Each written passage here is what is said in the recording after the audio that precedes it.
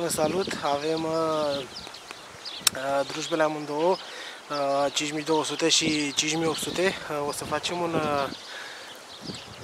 un test să vedem cum lucrează 5200 cu lanțul Oregon și 5800 cu lanțul care vine din fabrică. Este un lanț chinezesc, dar să vedem dacă există mici diferențe între drujba cea veche și drujba cea nouă.